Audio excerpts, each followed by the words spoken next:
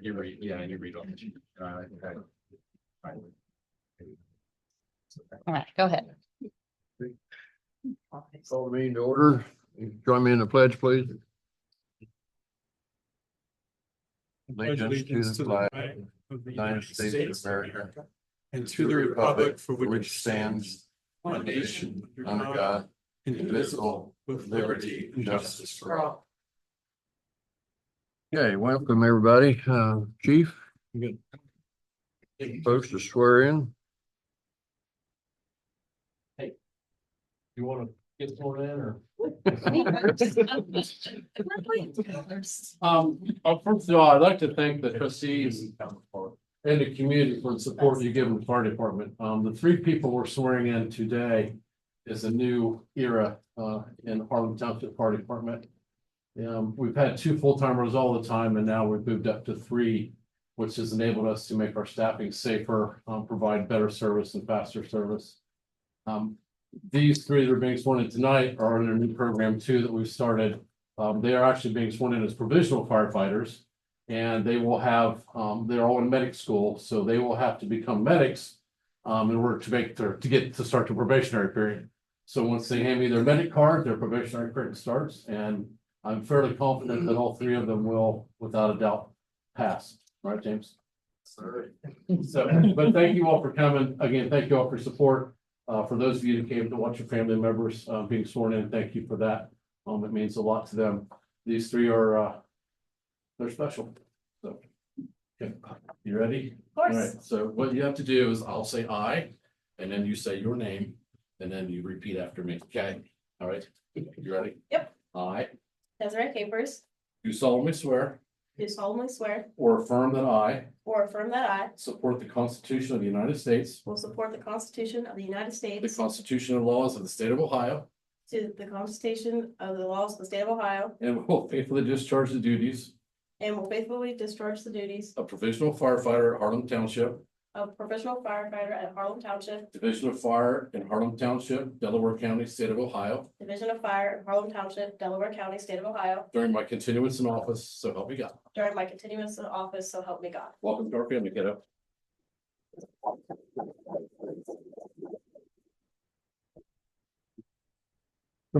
Thank you. Congrats. Yeah. Yes. Ah. Right.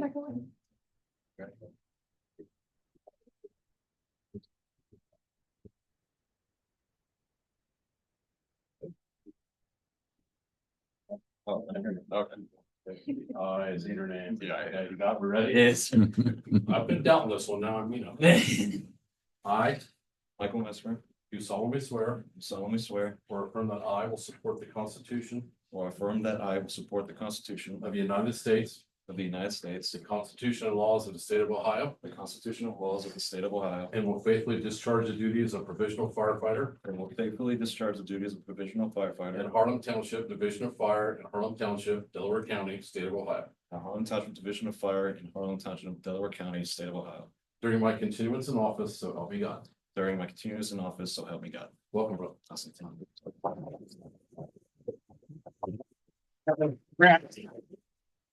Thank you.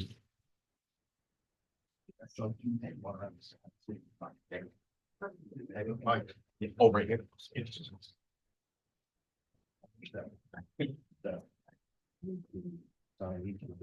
got it figured out, remember. I James Shelley, do solemnly swear do solemnly swear or affirm that I will support the Constitution of the United States, or affirm that I will support the Constitution of the United States, the Constitution and laws of the state of Ohio, Constitution and laws of the state of Ohio, and will faithfully discharge the duties of provisional firefighter and will faithfully discharge the duties of provisional firefighter at Harlem Township, Division of Fire in Harlem Township, Delaware County, state of Ohio, at Harlem Township Division of Fire in Harlem Township, Delaware County, state of Ohio, during my continuance in office, so help me God. during my continuance in office, so help me God. Right, thank you. Again, for your support, thank you for coming to support your family members. We really appreciate it. Trustees, thank you all again for making this possible. Thank you. Hey, Chief, I'll put it- Chief, can you grab each of them and do a picture real fast? Button's back in.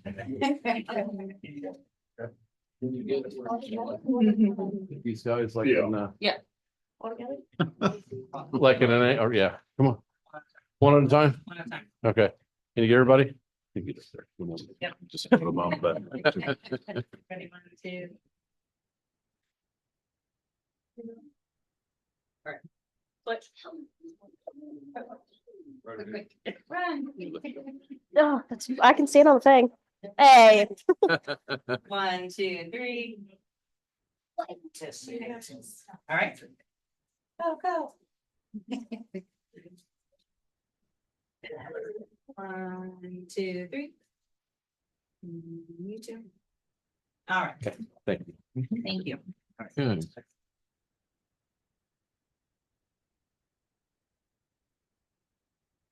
All right, tonight we have Tiffany Mag of Delaware County Regional Sewer District. You want to say a few words? Yes, please.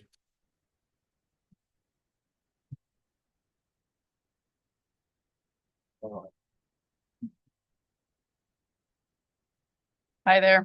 So I am Tiffany Mag, with Delaware County Regional Sewer District. I'm the director of the sewer district. With me tonight, I brought Julie McGill. Julie's sitting over there on the other side of the room. She is one of our senior engineers at the Regional Sewer District. So her and I wanted to come here tonight and talk a little bit about the trunk sewer project, specifically the connection into the Columbus Tunnel, and then bringing that trunk sewer all the way up into Harlem Township for sewer service in the township. So we basically just wanted to update everyone that we're getting ready to kick things off with hiring a consultant. That consultant will help us go through preliminary design and then full-blown design and bidding. And then eventually we would hire a contractor to install that sewer line. So the project is going to start probably in the next 3 or so months. Julie and I are going to be putting in a request for proposals out on the street within the next couple weeks. So we'll go through that process over the next couple months of hiring a consultant that would help us go through that whole process. So likely by early, we're thinking January, maybe February-ish timeframe, we'll have someone on board. We'll actually be coming out here and looking at doing soil borings to figure out what that subsurface profile looks like. Also some surveying, that you'll see some survey crews out on site looking at different potential alignments of where that sewer could be installed.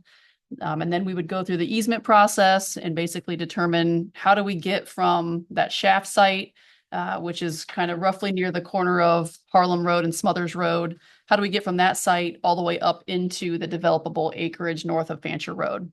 So that's kind of the goal of the project would be to take as a 72-inch would be the initial diameter of sewer that would come out to the right of way.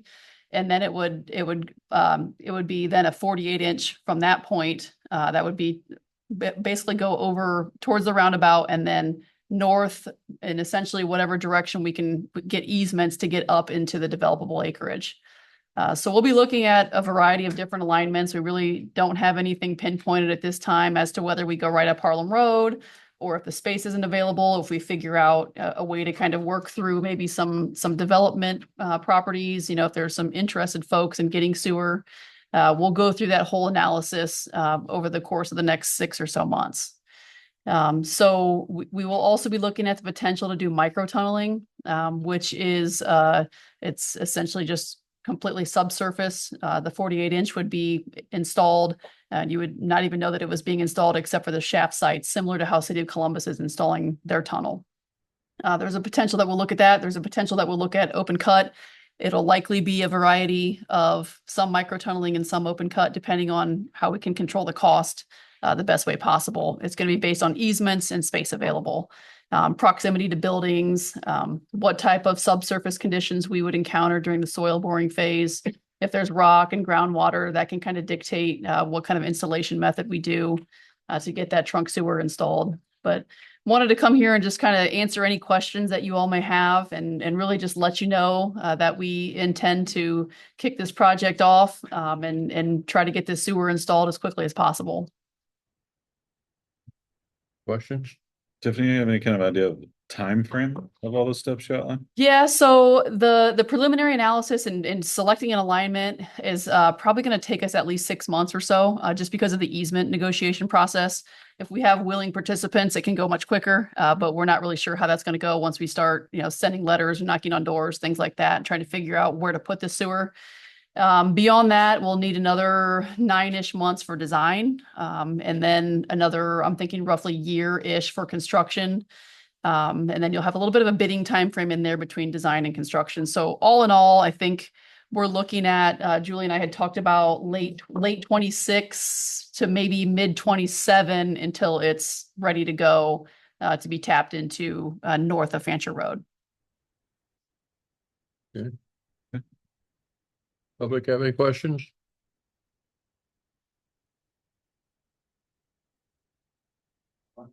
Sure.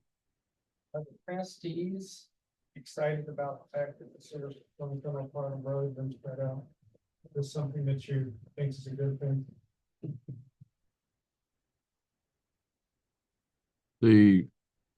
From Harlem Road, Probably come up Harlem Road and then branch from there. yeah, I think that's a work in progress till they design it. Correct. Yeah. So we don't know if we can go up Harlem Road yet or not. It may go further east. Maybe, who knows how far east it could potentially go before it heads north. Harlem Road will certainly be looked at, but from our preliminary discussions with some contractors, that's not, they don't feel like that's probably the desired location, but we really need to go through that analysis to figure out what makes the most sense. But we're certainly open to input from all of you, and we'll continue to keep you all informed as we go through this process to make sure that we're doing what's in the best interest of the township. Are you asking, are the trustees happy about sewer? Yes, that's exactly. That's what you're asking. Okay. I think that for me, the short answer is yes, because I think that it's an inevitability. And the beautiful thing here is that Delaware County has worked with the township on this first leg of the sewer so that we're able to speak into this process. And so as opposed to the development happening to us, we can be a part of the process and it happens with us. And so I think from my perspective, this is a good first step. And we really appreciate Tiffany and the work that her office is doing to work with the township at this point. Yeah, I agree. This gives us some input in it and a little bit of control versus an outside force. That's what we're happy to have. Anything else? Sure. Can you speak up a little bit? Do you feel that a route will be established? Is that something that will be 6 months, 9 months? Probably 6-ish months from now, just because we don't have a contract or a consultant on board yet. It'll take us 2 or 3 months to get a consultant hired, and then another 3 or so months for us to go through that process. So probably 6 from now. And when you said east, you're following Fancher Road east and then figuring out a way to go north? So it'd be maybe Smothers Road, trying to figure out at what point we head north. I know there's some developable acreage on the northeast side of the roundabout, maybe looking at an alignment through there and then heading north. Those are some of the ideas that we've just been kind of talking about initially. Okay. Thank you. Right. Thanks. Polly, do you have a report tonight or? Do you this now, or is it under your? We can, want to get on down into the other subject. We can, Just give a report on zoning right now. yeah. So yes, we just finished up the Trenton Road Overlay District, which is the line of properties on the south side of Trenton Road, just east of 605 going west to the county line. That overlay district has been recommended for is going to the public hearing by the zoning commission on December 2nd. And then at that point, after their hearing, they'll make a recommendation to the trustees. So we're expecting to have something to the trustees in December, early January, regarding that overlay district. And that's where we are right now on overlays. We'll continue to look at anything else that we need as desired by the township. Got any other overlays in the pipeline then? We had, originally had that overlay that we're working on right now was a much larger area. And then the zoning commission asked us to scale back. So part of the conversation tonight is what is the direction for Crossroads is it to continue overlays or is it to pivot, do something else or to do both, which we're going to have that conversation here in a little bit, I think. Okay. Alrighty. Okay. Pick it up here in a little bit. All right, next we got a resolution. Adam, you want to deal with that one? Yep, resolution 24-1120T-001. Receipt of zoning application HTZC 24-09 for David and Belinda Jackson. I make a motion to receive the said zoning application for David and Belinda Jackson. The DCRPC will meet on this application or have met on October 24th, 2024. The zoning commission recommendation to the trustees sent on November 4th, 2024. And the hearing in this board will be on December 18th, 2024 at 7:15 p.m. In this room. Second. Second. Do I have you want a roll call vote? Yes, please. Holiday. Aye. Aye. I'll abstain. Motion carries. Okay, thank you. Yes, sir. We'll move on to physical off. October bank reconcile sitting up there for signature, appropriation status and ledger was emailed, and cash summary report here to date was emailed, and they are on the website. Okay. Warrants and vouchers, starting with warrant number 13662 through warrant 13717. Voucher number 161-2024 through voucher number 169-2024. Total amount is $53,033.62. Move to approve the presented bills. You have a second? Second. All moved and second. Any discussion? Not, all those in favor, aye. Aye. Motion carried. Okay, approve the BWC estimated payment in the amount of $17,087 for 2025. We will save 2% by paying the annual payment if we pay the full premium by January the 3rd, 2025. So moved. Second. Second. All those in favor, aye. Aye. Aye. Motion carried. Okay, so I announced to the board that the health insurance for the current covered employees and families 2024 rate was $10,246.83 per month. And the new rate is going to be $10,270.04 per month with no changes to the health plan. For medical mutual health insurance, the original increase was going to be a little over 18%. But thanks to the mad negotiating skills of Michelle Crockett, Harlem's processing company for insurance claims, the increase will only be 0.023, which equals an increase of $23.21 per month. 2025 vision insurance monthly rates will stay the same.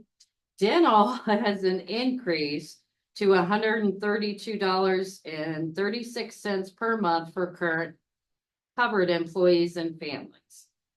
I am asking for approval for the medical mutual health, Delta Dental, and VSP insurance for Harlem Township employees, and including the Columbus Chamber's estimated annual fee of up to $900 for us to be able to get this health insurance pricing, and authorizing me to sign the necessary paperwork on behalf of the trustees to complete. So moved. Second. All those in favor, aye. Aye. Motion carried. Those are some mad skills. Those were some math skills she had. That's fine. All 2024 invoices will need to be turned in to the fiscal officer's mailbox by December the 13th at 3:30 p.m. This will be the last 2024 check run until we open the books back up in January 2025. Please use the credit card for emergency expenditures if necessary. Okay. IT can create a separate master calendar in Office 365 for trustees, fiscal office, admin, zoning, and fire chief. Only so when someone takes off time or out of town, you can put the time off on the calendar. So we will all know when somebody is off or out of town.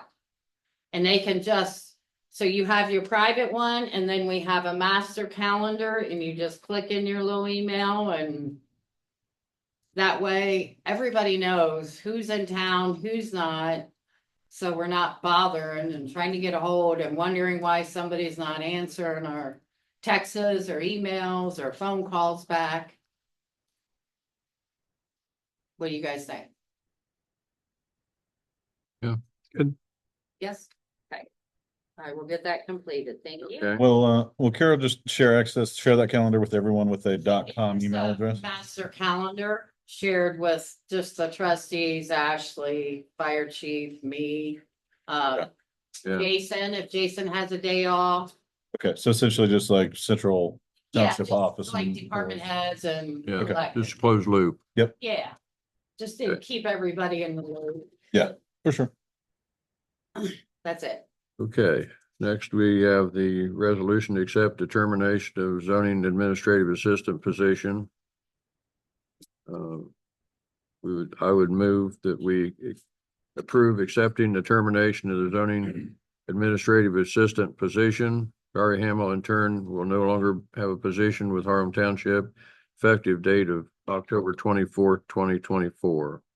Second. All those in favor? Yeah, let's do a roll call on that, please. Jackson, Aye. Holiday, Aye. Trainer. Aye. Next, we have a resolution to approve temporary pay increase for administrative assistant Ashley Zaruba.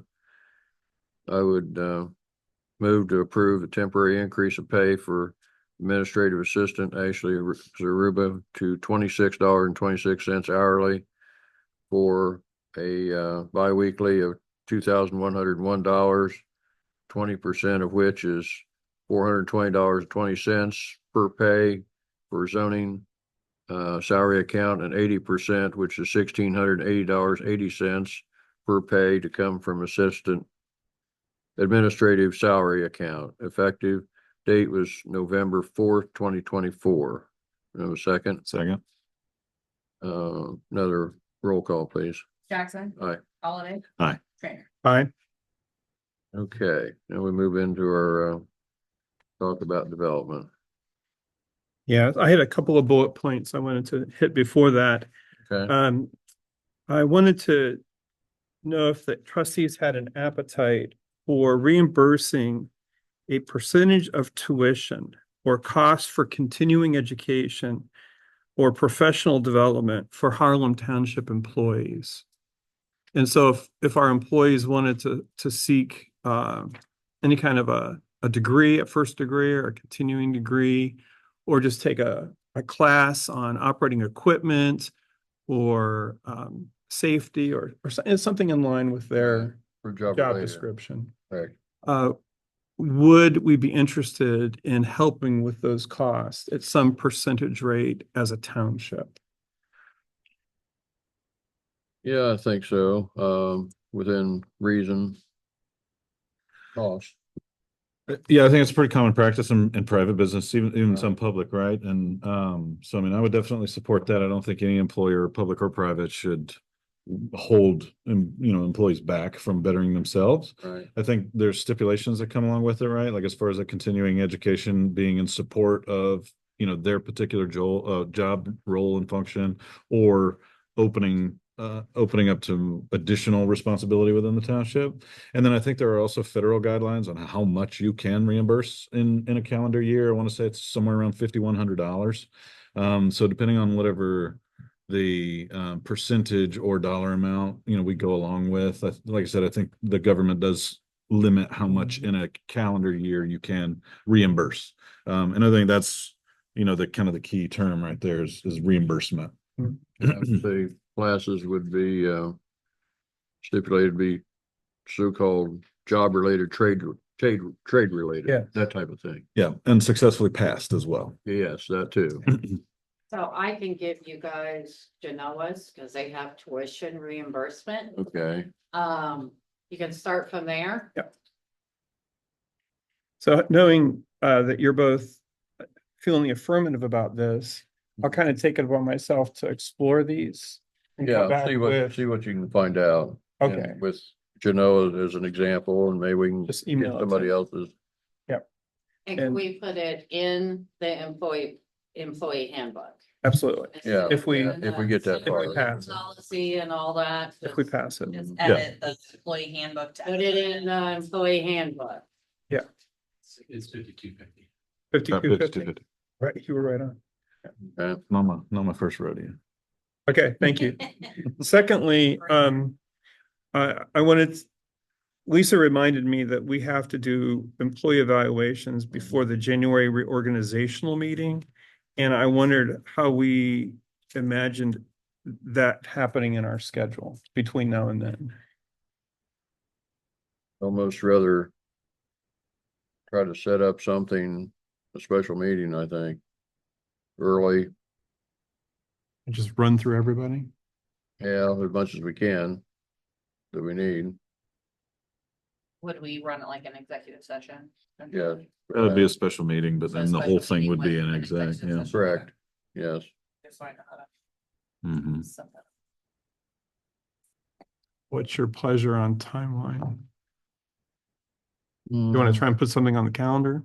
Well, our next, regular meeting is the 18th, correct?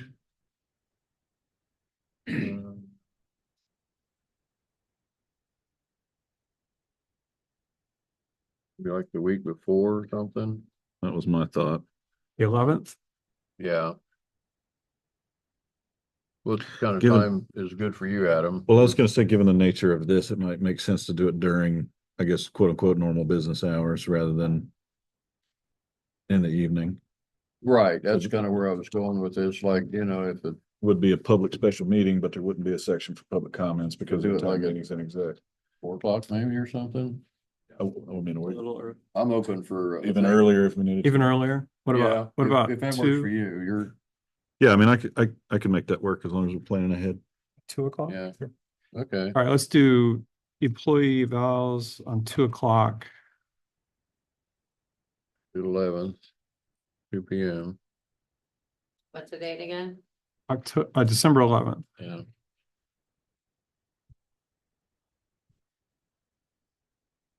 And just as long as it takes. Great. And then also, we needed to set a date to review the 2025 budgets with the department heads. And everybody's done a great job, I think, getting their budgets in. And Lisa's been able to create the FY25 budget. It's already up for our review, which is very helpful. Well, it's not the completed one. Right. There may be some adjustments after we close the books. Okay, But it's just there. To double check. But it's- okay, But this is an opportunity for us to listen to the department heads explain the whys of their budget. okay, And then we will approve that going into FY25. okay, And that way then those funds then can be executed without a second look from us during the Right, course of the year. right. But it does require us, I'm afraid, to set aside another time frame. Oh, my. Wonder if you got time to do that the same day. I was thinking the same thing. I think so. Could we do the same? Could we do it all in that day? Tag it on the end of that. Well, I'm can you game. guys tag it on the end of that? Because I'd like to be here. Yeah, Yeah, after, so we make sure you're we do available it. after what, 3:30 or 4? Yeah, 3:45 I get here. So just, I mean, maybe Okay, tentative at 4 should o'clock. work out. Okay. Yeah, let's Should tag it work on the budget review. Okay, So you want to do a tentative 4 o'clock? It's gonna be later than that, I would think. Depends on how your evaluation goes. So when you advertise for the special meeting, then you're gonna have to do this and then say budget discussions I know, that's what I'm. with Well, department head. I think if we, Essentially, Really put it a could, time on it could be you know. one special meeting. can't we, okay, excuse me, Say a workshop and not have an actual time. if we advertise for the special meeting, for the reviews, and then just say budget review will follow after the employee reviews are concluded. Does that work? I think it'll cover the bases. That's all I was like, I just need to know what I'm putting. That's fine. Thank I you. understand. John? Yeah, so this evening is kind of a decision point, I think, for us Yeah. as a team. We've been talking about strategic planning for, I think this is the 4th or 5th month. And if you looked at the budget that Lisa put together, she actually set aside $150,000 for strategic planning for FY25.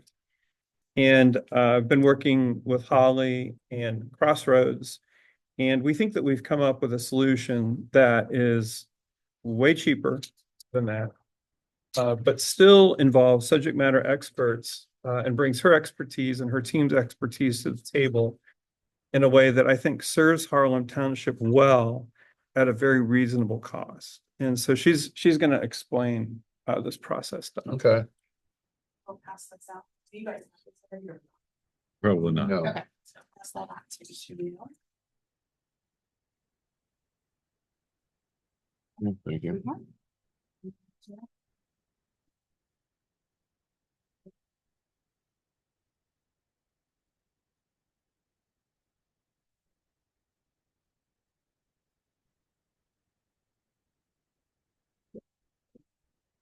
There you go. That's enough. All right, thank you.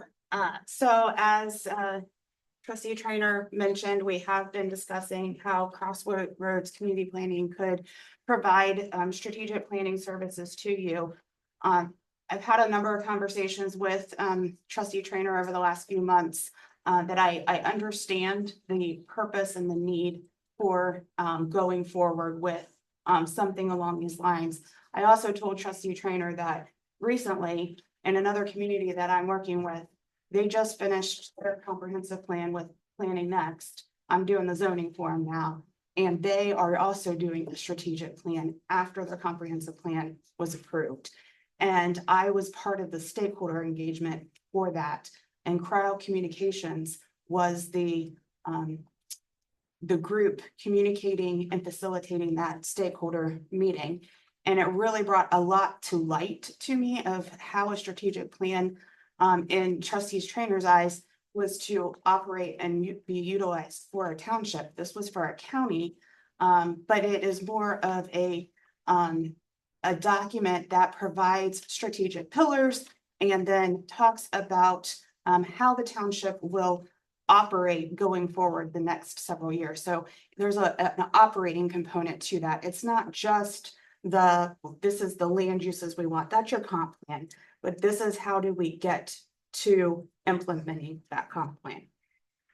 So we've had a number of conversations of how to put the strategic planning together. I believe it involves visioning and data collection. We did some data collection when we did the quick strategy guide for you 2+ years ago. But a lot has changed in 2 years. There was no talk about roundabouts along County Line Road when we did the quick strategy guide. And now we have 3 that are being proposed in that eastern area. So that's just one example of things that have changed. So understanding all of those different changes, really taking a deep dive into the financials and the budgets, and then looking at economic development tools, We have some economic development tools that have already been put in place, but what are the appropriate tools and the appropriate locations? And that's where Dana McDaniel and his group would come into play. And Trustee Trainer has talked with Dana, and he has agreed to do this through Delaware County, and then also tap into Montrose Group. If you remember, we had a conversation about Montrose Group a month or two ago.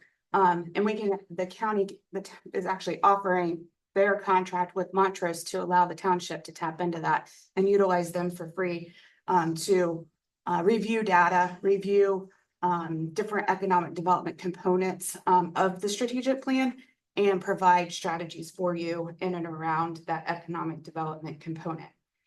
So there's the visioning and data collection, which would include both internal and external stakeholders.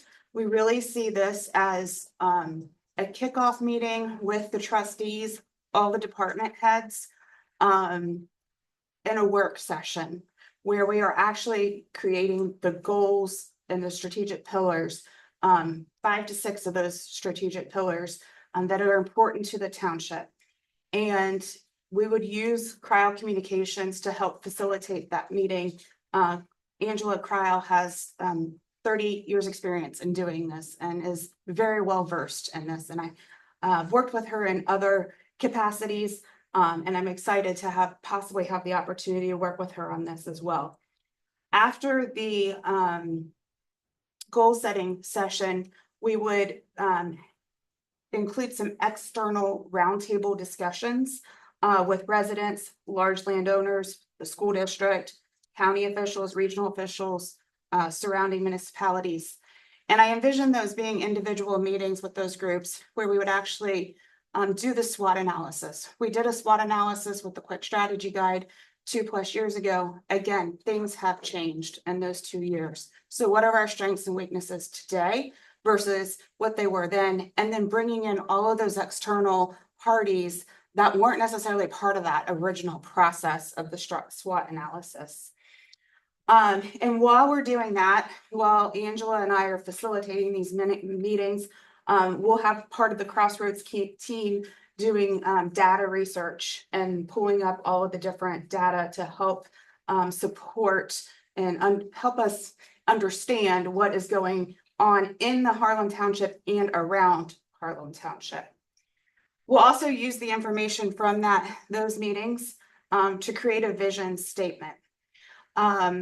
We often create vision statements for townships. We didn't do that with the Quick Strategy Guide because it was an appendix of your comprehensive plan, which included a vision statement. But I think that it's important that we revisit that today with the changes that are going on in Harlan Township. Does our vision statement make sense? And do we need to tweak that vision statement based upon what we're hearing from both internal, external, and from the trustees' input through this analysis? From there, we'll create goals for each pillar. And that is when we'll bring Angela back in again. And this is the kind of meeting that I went to at the county level that she was attending. She had a table for each pillar. And then there were about 35 stakeholders at the meeting, and about 5 to 6 people at each table. And you went through all of the goals that had been pre-drafted from the work that had been done at that level, at the county commissioners level and the department heads. Created those goals. Those were pre-drafted, and the 5 to 6 individuals at each table reviewed the goals for that particular pillar that they were at for that table. And then they rotated tables. So you visited every table, and there was a facilitator at every table. And it was really well run. And there was a lot of good information that came out of those meetings. I felt like it was a place where people who didn't really want to voice in a large group, they were willing to speak up in the smaller setting. And at the same time, some that might have overshadowed others kind of didn't overshadow so much because they were in a smaller group. So it created more of a level playing field for everyone to provide input and walk through that process. So we would run one of those sessions through each of the goals. And then while we're doing that, Dana and his team would be working on the economic analysis, economic development plan by creating a framework and provide existing tools and then identify new potential economic development tools. And then from there, we would create action steps. And then one of the things that Trustee Trainer is really has really requested, and I think is a good point. When he brought it to my attention, I said, well, it's kind of like when you write a book or you write an article, having someone review it. So he would like to have a peer review. And I don't have a, I think that's a great idea. I think it's a good way to say, do we really have our pulse on what's happening around us, and are we being realistic in what we are envisioning as we move forward? So that is the process. On the back is the timeline for this.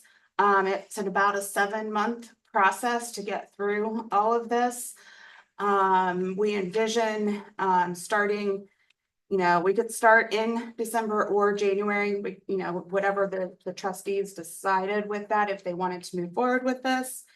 And then one of the things that we discussed is, cost for this.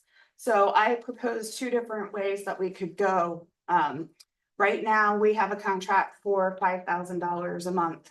And our contract is specifically for zoning and economic development assistance to Mike and Jim. And we've been writing the overlay districts with that, assisting with, Mike has questions with zoning, we'll answer those questions. Jim needs something with economic development, will help him. So that's what we currently have been doing with our 5,000. I am willing to continue that contract at $5,000 a month and stop that zoning and economic development work and pivot to the strategic planning work, but adding $1,500 a month for cryo communications. She has indicated that was a number that she was comfortable with. So altogether, it would be $6,500 a month for my work and cryo, and it would come all to me, and I would subcontract with Angela cryo.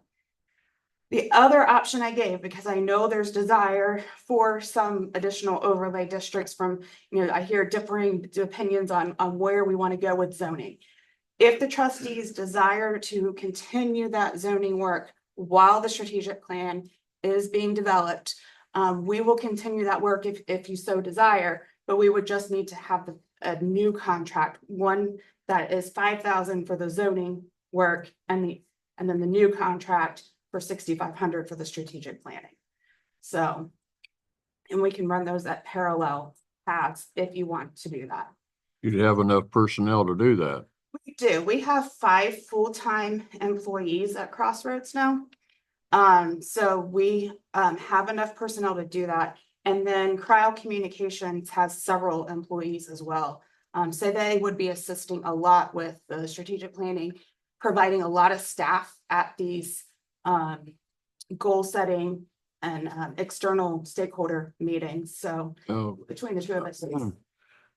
When I first saw this communications, I wasn't sure what it was, but as a facilitator, internal in meetings only, is that correct? So she has the ability to be a facilitator, but also to provide assistance to your communications group if they would like assistance in any way. So she could. Lindsay, would you like to speak on that? Yeah, I was going to say, once you were done speaking, that I wanted to express that I think this would be a great opportunity to work together with the communications committee. Yeah. I think the goal of the committee is to have kind of a one voice, that way the township knows their resource. So rather than an outside party doing that external communication to get people involved, if we can funnel it through. And I think that's the intent, and she is fully aware of your committee and has been willing to work with you. Okay. There's also 2 public engagement meetings here. Thank you. Yes. So in one of these early meetings, you're actually opening it up to the public, to residents to participate.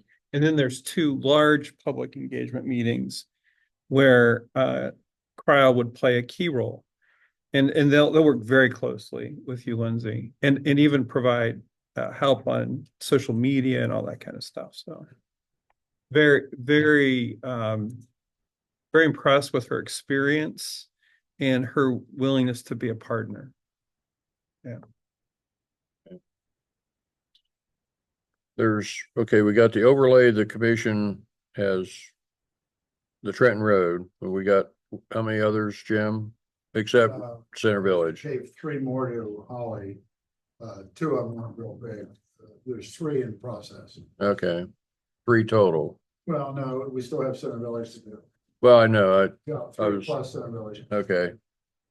Okay, because that's gonna be a biggie, Yes, Center Village. yes. Is there any pressing need to do these while this is unfolding? Yes. Why? Well, it's my wish that we got the overlays done, as I had said from the get-go. And as what was in the proposal here, an outside reader to examine it when we're done, to look, give a high altitude look at it and say, you're good, or you're light here or there, and fine tune it. I think this would be an opportunity to get that part accomplished. Otherwise, we'd have to, I mean, it's gonna be a lot of moving parts doing the overlays, and I'm pulling Center Village aside. I'm not including it to do it right now, but the smaller ones, to get those done. I'm not opposed, Jim, to doing them at the same time. I think that's fine. It's just the cost. But you're gonna pay it now or pay it later. Oh, yeah. Understood. Not going any cheaper. No, yeah, we were working on some ideas on that. But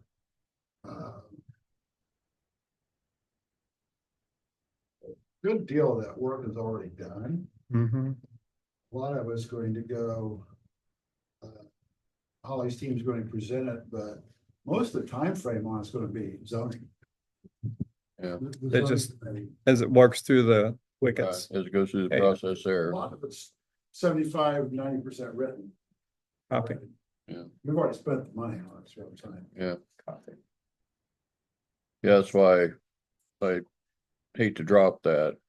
I don't, at this point, I don't want to drop it because it'll, give a set, especially on the northern tier.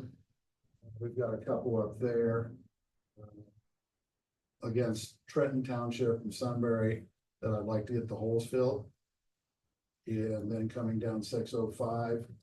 There again, just realize it's an overlay. But I think getting those holes filled, and then as things move forward, like Dave said, have somebody look down and say, all right, you did this. Then where do we go from, what did we make a mistake on or add to? I So- might also add, so that people are thinking about it. Mike and I were talking that we would like to proceed with some beginning work on Center Village as far as having a walkable community laid out. Also what to do with facilities. We've been working with Jason. He's been doing some research on the property on the east side of 605 away from the park. And some things that have been come up, how we can, we're not gonna build it right away. But if we have an idea on a preliminary basis by professionals, we probably need, planning, some architectural and a little bit of engineering. To get a preliminary idea and flow and what we can do. And we would like to, with the budget we have, which includes Holly. So, but we would like to be able to continue that work so that you have that work done, or the preliminary, it's not complete, but have that preliminary work done. So that way, all, as John would like to say, the stakeholders can then look at it. And then talking to some of the people like from the Parks Committee and other members of the community, they want to see something visual. That they may not like it, but at least they have something visual. When you talk and talk and talk, it's hard for them to visualize. So if we can get it professionally laid out, with the idea of the walkable community, what we can do with the park, what we can do with some facilities. I think having that work started by the end of the year, I think that would be great. By the end of which year? 25. Yes.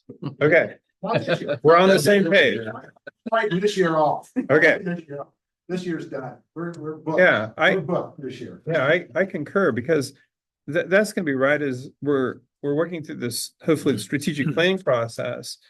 And everyone's going to be informed by these strategic pillars that I think are going to speak right into the very thing you're talking about. So going forward, Mike and I have a budget that was Holly's budget. So what I would suggest is Mike and I want to keep our budget. And finish up with Holly, that comes out, you know, the overlays comes out of our budget. But to be determined how much Holly is going to do on Center Village, which she will help. But we will also maybe need some architectural work, and we also will need some engineering advice. Not big contracts, we want to stay within our budget. But to get this laid out and done. So what I'm saying is you guys are gonna have to come up with some more money. Yeah. The beauty is that this peer review, this firm who does this can speak into the strategic planning process and into some of these more specific things that we're accomplishing as well. So I think that's a good thing. Okay, I'm trying to follow along. Basically what we're worried about on the planning for Center Village. I'm stuck on Center Village right now. Yeah. Okay, is we've got flows, you know, traffic flows, engineering, that type of stuff. We're not designing the building. We're not, you know, designing anything as far as structure. We want to have placement of where we want these neighborhoods to look like, because we've got some big neighborhoods in there too. Wait, what you're referring to is basically a concept plan. Yes. It's a high level plan that is spatially orienting all the different land uses and roadways from a very high level. And I think the community, when we get this done, along with whatever you guys decide to do, I think the community, from what I understand in talking with them, they want to be able to see our concept. Right. And then they want to be able to comment on it. And they've done that at other communities, and that was brought to our attention that was done at other communities. And they like to be able to come in and look at it and get the how and why. But they're again going to take some, you know, money that we had already were planning on using after we were done with these last overlays. So if Holly's team's busy, they could help us a little bit, and then also help us with people with the traffic flow and that kind of stuff. That's what I'm on that. So we want to retain our budget. But in other words, we don't want everything going, I'm sorry, but we don't want everything going to the new program that you're wanting to start. Yeah, this is from an entirely different pot. Okay, that's what That's what I was wondering, is the one, you spoke of the, excuse me, the 150. Yeah, That's a different. pot that Okay. Lisa set aside for strategic planning. And we're, that way we can yes. proceed with what we, plus we got in our budget and stuff, and we haven't talked about budgets yet. But you know, we still got Pete Griggs. Right. Right. Yeah, and problems that need worked out and that type of thing. So, yeah, we were just concerned about the budget. yeah, no, this doesn't dip into that at all. And as proposed, it would be way less than the 150 that we had estimated. Yeah, okay, sounds good. Okay. Holly, on your time frame, there's blue and green boxes. What's the, It's just every Connotation. other line, just Oh, I to got you. distinguish them. okay. They don't bleed together. So in the question on bandwidth, right? Like you feel pretty confident that, you know, should we parallel path these projects, that Crossroads can handle the full burden? I do. I think the one thing that would probably make me feel a little bit better with that is if we can time frame out, you know, Pareto or something, the rest of what's going on with the existing contractual scope, right?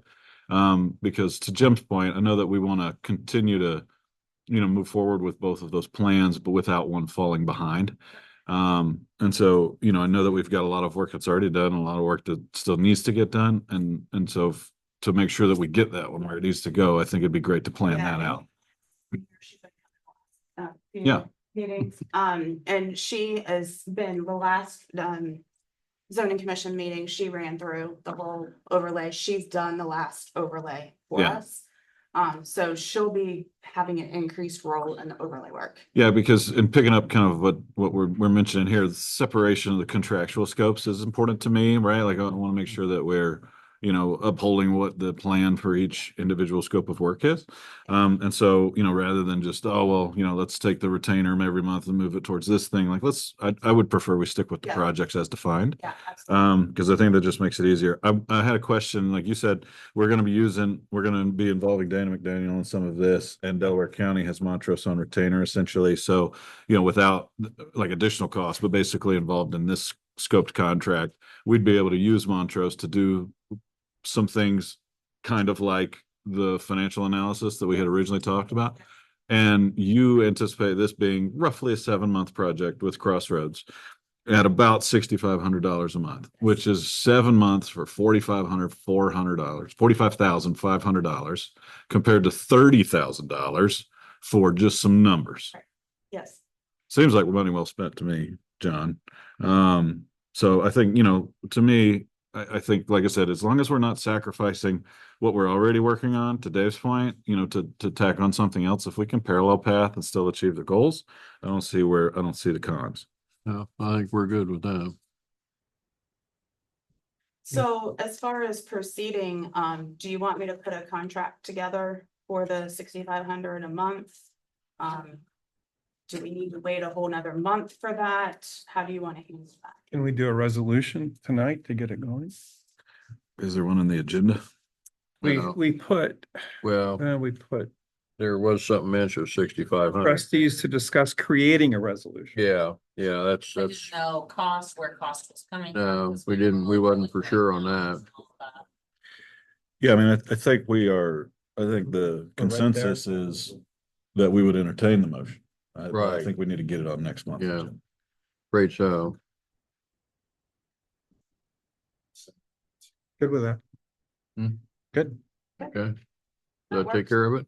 I will be back next month with a contract. All I'll right. have the contract to you before the meeting, but you know. Okay. Thanks, Holly. Thank you. Thank Okay, you. Thank you. All right. Holly, any objection to us adding this to the packet for the minutes tonight? Administrative, we got minutes for October 16th, regular meeting, October 18th, special, and November 13th, special meeting.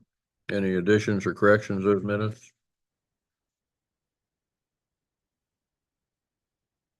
Not, do we have a motion to approve? So moved. Second? Second, with just the note that I was not at the November 13th meeting. Okay. All those in favor, aye? Aye. Aye. That's approved. Maintenance.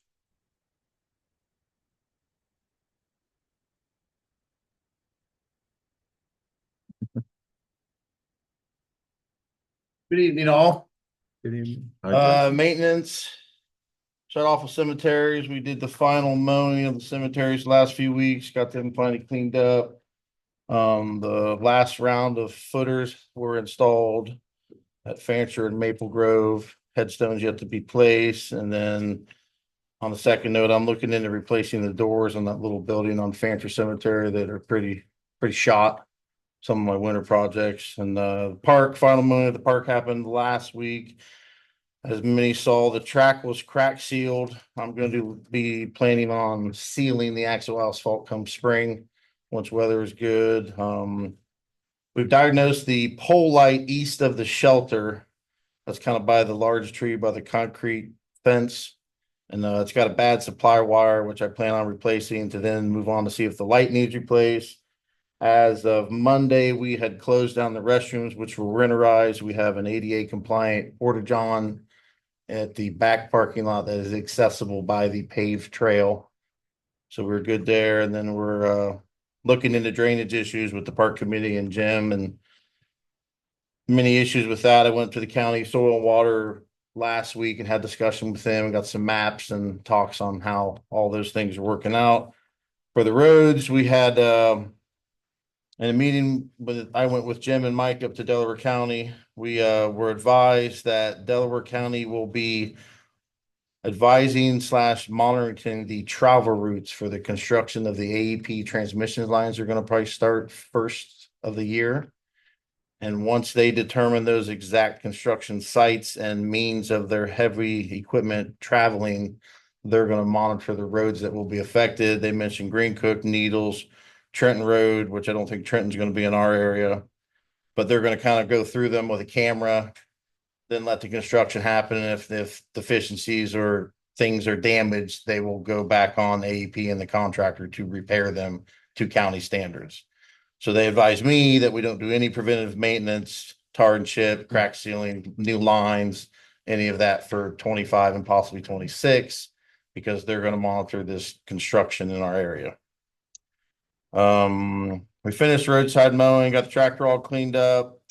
We've Mike with Buck Asphalt, got the cutouts and putbacks on Robbins Road. They're just west of 605, the two on Brookview Lane, which are complete. Then as the winter goes with the abnormal temperatures we're supposed to be having, we'll continue to berming. And I also want to do a culvert assessment with all the culverts in the township to just kind of get a, so I can have an idea of what's been placed, what's plastic, what's concrete, what's failing. I do have next year planned to do 3 culverts on Green Cook Road.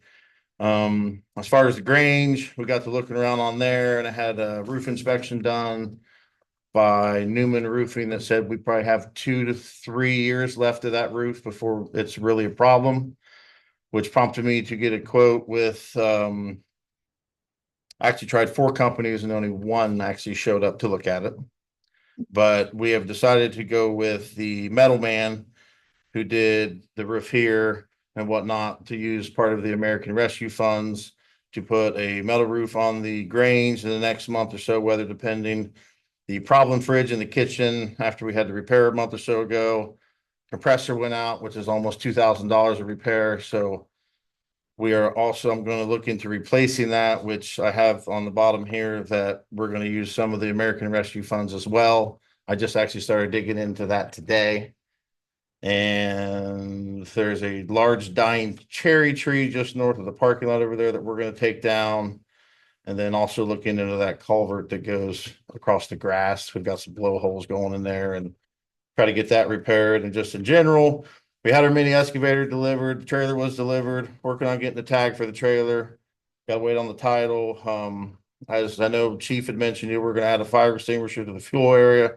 I'm also going to add an emergency shut off switch that is required, and I will be replacing both fuel hoses and putting new stickers on the tanks and trying to bring that up to a little more code responsive.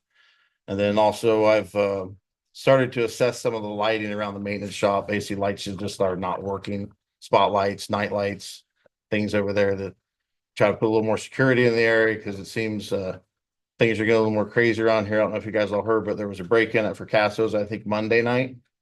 We heard from the general store that somebody broke through some windows and went in and stole alcohol and lottery tickets. Don't know much other details than that. I've not heard anything publicly, but thought I'd put it out there that it seems that stuff's getting a little more frequent around here. And other than that, I've got some just the approvals for the spending of the rest of the American Rescue Fund. For one, the metal roof, I'm gonna get a plate compactor for the mini excavator so we can do all culvert work with it. A wire welder for the shop so we can weld the stainless steel trucks and other equipment that we have. And then, of course, having Lisa cut a PO so I can look into what it'll take to get a fridge replaced. And I'm still trying to wrap my head around needing a commercial refrigerator in the Grange for something that's not used frequently, like a restaurant. But I'm digging into that to see if it's worth $3,000 for something that sits empty 200 days a year, or if we should maybe go a different route of a more economically energy using fridge / freezer, maybe a combination. Don't know yet. But I was advised by Lisa that we have extra money because the chief didn't spend it all, that we can use. We can use that for the fridge over there, so I will get that figured out and to Lisa no later than probably the 1st of December, so we can have that done with. Did you deal with the mats for the mini yet? Yes, I did get those. They were actually delivered today. Okay, good. And I spoke with Lisa about that and we've got all that taken, got mats. Also, I got a electric cash pump and an inverter for the cemeteries if we ever have to pump a hole out. And second note on cemetery, we just got notice this week that we have a urn burial this Saturday. So we'll be excavating Friday and making sure all that gets taken care of. Have you shopped fuel prices? Not yet. I did get a rundown of what we were charged through the year from Okay. Duncan. All right. And I did speak with Beam, who didn't Okay. really give me any hard numbers. Okay. But I was gonna, after this month, get a tally of how much we were actually using. And then compare those prices, which do fluctuate. Okay. And like I spoke with you with Beam, with the whole tank situation, they'll probably give us a better deal if we buy tanks from them. Sure. But I know that's now moved on to probably a next year process of facility and needs and whatnot. Okay. Fine. Is that it? And we got salt boxes on the snow plows ready to roll for tomorrow, so everybody stay home. Yeah. Go. Hey, Lisa, on this, on the American Rescue Funds kind of balance sheet that you handed to us a minute ago, am I doing the math right? Did we are we over that by about $525? Well, I put that in there because we're not sure about the Grange commercial refrigerator. Mm-hmm. He's gonna ask for up to 3,500, but if we don't spend that 3,500, then apply that 706.18. Okay. Does Yeah. that make sense? So the cemetery repairs is dependent on how much the refrigerator costs? Yeah. Understood. I'm working with Lisa hand in hand on getting all those funds acquainted for. Sure. There's I got it. been a small bump in the road the last 3 days just because things changed, but we're working on it. Okay. Okay. In short, you're shopping. I always need more. Any other questions, Jason? Okay, thank you. You're welcome. Motion to approve the hire the metal man for the Grange. Move to approve the hiring Middleman, Ohio, replace Grange Hall roof at a cost of $15,800. Authorizing Lisa Hersey to create PO using ARF. Okay, Second. all right. All those in favor, aye. Aye. Motion carried. Next one, approve the purchase of plate compactor for the mini excavator. At the cost of $6,596.40, authorizing Lisa for PO. Second. All those in favor, aye. Aye. Motion carried. Make a motion to approve purchase of a Miller wire welder and tanks needed for service welding supplies, price of $4,856.95, authorizing Lisa to create a PO using ARF. Second. Okay, all in favor, aye. Aye. And then make a motion to approve authorizing Jason Andrusich to purchase a fridge or similar appliance for the Grange Hall with a cost not to exceed $3,500. Second. All those in favor, aye. Aye. Correct. Authorize Lisa to create a PO using. Right, We're gonna be using the American Rescue. Correct. correct, yep. Dave, you're up.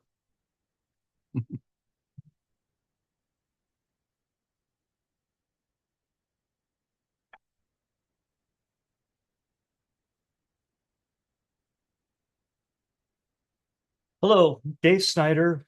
I'm representing here with a couple of different hats. I'm the chair of the Parks Planning Committee, and that's where I'm going to start. And then I'm also going to shift to my role as representative to the America 250, Ohio, Delaware County folks.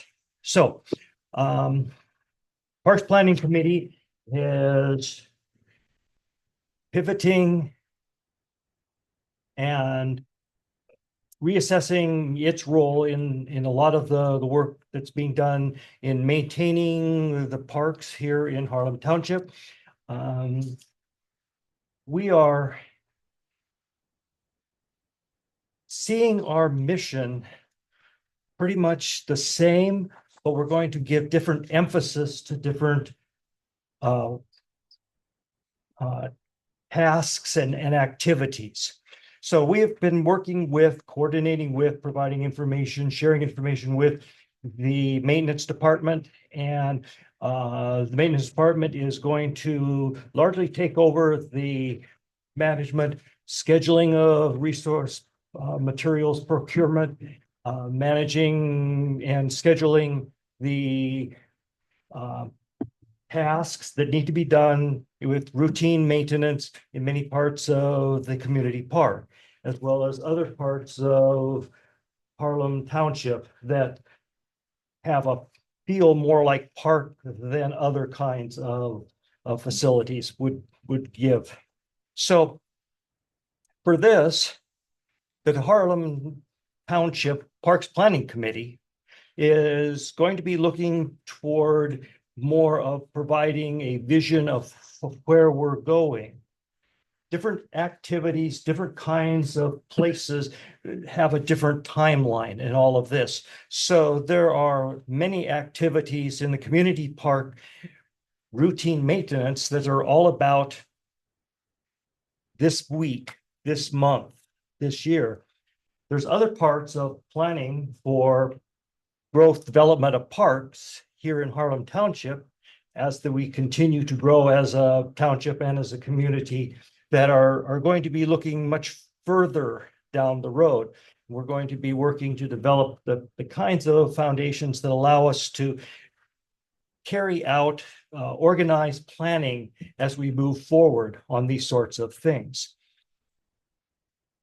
Parks Planning Committee is going to continue to work with Maintenance Department in terms of our efforts to bring volunteers in for many of the jobs, tasks, maintenance over at the community park that can be done by volunteers, things that are sort of commonplace and just having different people looking at things and being involved helps us find places that a little bit of maintenance now saves us a lot down the road.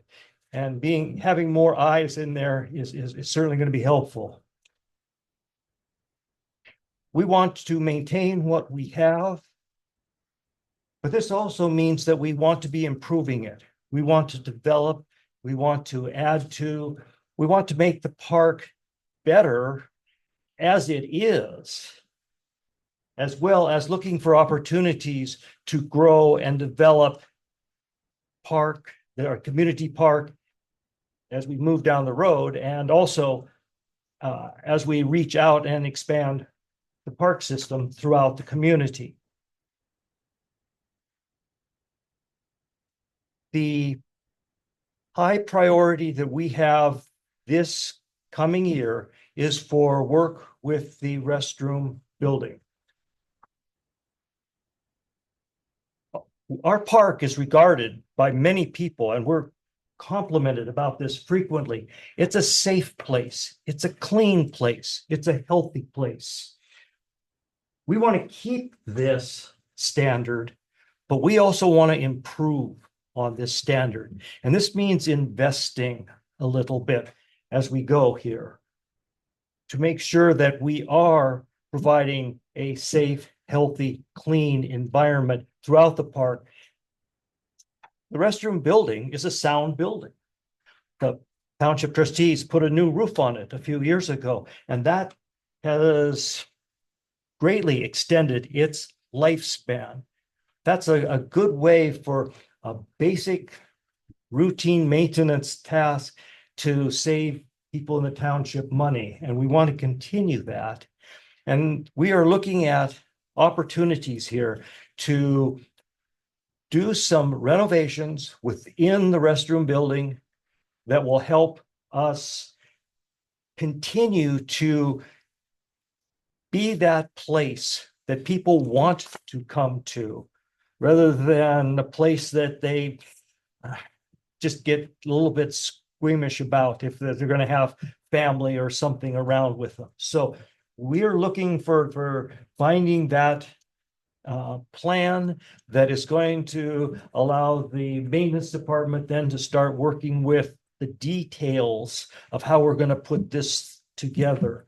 And that's where we're going to be coordinating and working with the trustees. Well, enough of this. I think, do you have any questions about this pivot that I've tried to describe here for the Parks Planning Committee?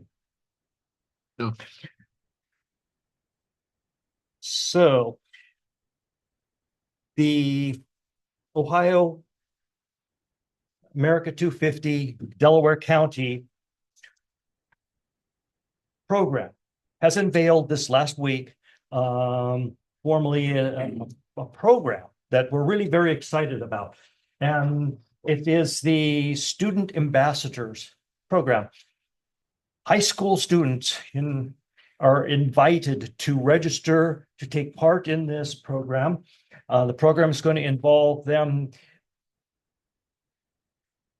doing a much deeper dive into the history, the text, the foundation, the documents that form the foundation for our country as established in 1776. It's also going to give these high school students opportunities to be part of projects and programs and activities that are history related within the various townships. And this includes the programs that we are currently working on here in Harlem Township. So students register and they agree to participate in this program. There's going to be 4 modules that'll be presented by history teachers in Delaware County who've already volunteered to provide all of this this enriched study for these students. The modules are the Federalist Papers, the Declaration of Independence, the Constitution of the United States, and the Bill of Rights. And then within all of this, applying it as we do to recognizing the importance of the 250th here in Delaware County through various activities. There's 2 we're developing here in Harlem Township that are going to be coming into play, and we'd really like to get some volunteers to students to register with this program and to help us with these. The recognition of the Revolutionary War veterans' graves that we have in cemeteries here in Harlem Township. We think it'd be really a good exercise for these students. There's many things they could do, help guide people, be there to provide information to people coming to the cemeteries on days where they are open for this activity. We also are going to be trying to involve people with the survey of barns in Harlem Township.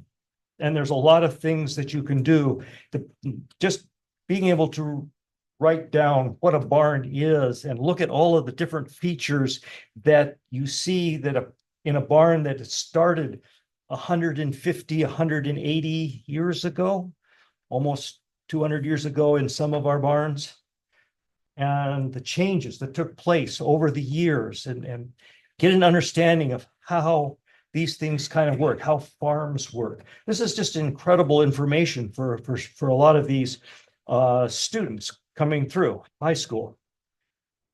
And as they succeed in getting their 10 hours of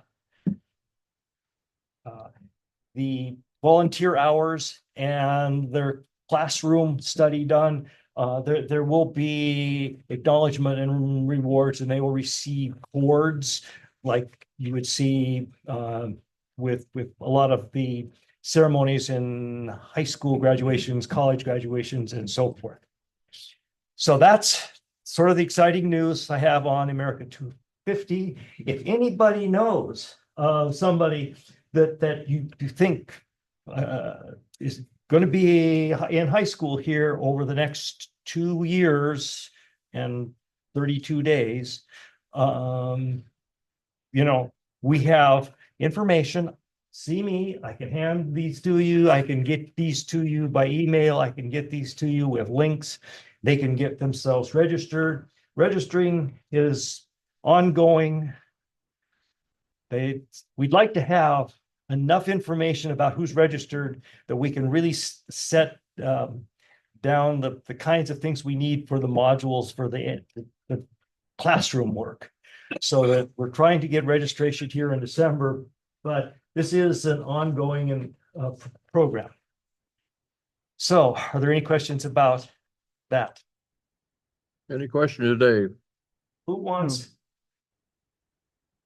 to take one of these to some students that you know? I don't know any students, but I can take one for our communications. Absolutely. Okay, thank you for listening. Thank you. Thank you. All right, thank you. Chief? Thank you.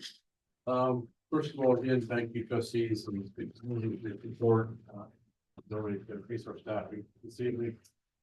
The building has been painted. You may want not notice it's a different color. The color like we put on there now apparently was the original. That's how bad it had faded from what's done. Really? Yeah. We do have some areas that were not fixed to our satisfaction for fixed property. So Lieutenant Fresh and I will be double checking them, reaching out to the company to see what their intentions are. But our feeling is that it was part of the contract, and until it's fixed correctly, I will not send it on to Lisa for payment. So unless you advise me otherwise, or we get some agreement that they'll be back. So so that is that on the building. Since Jason didn't spend all of it, I would like to ask for approval, resolution 24, 1120, call to Hodges Middleman to fix the front underhang facades in the front of the building. Money to come out of the Rescue Act, and I have the quote for 4,800, so I put 5,000, but I'll say we can take it down to like $300 where we're spent now if we just do our 4,800.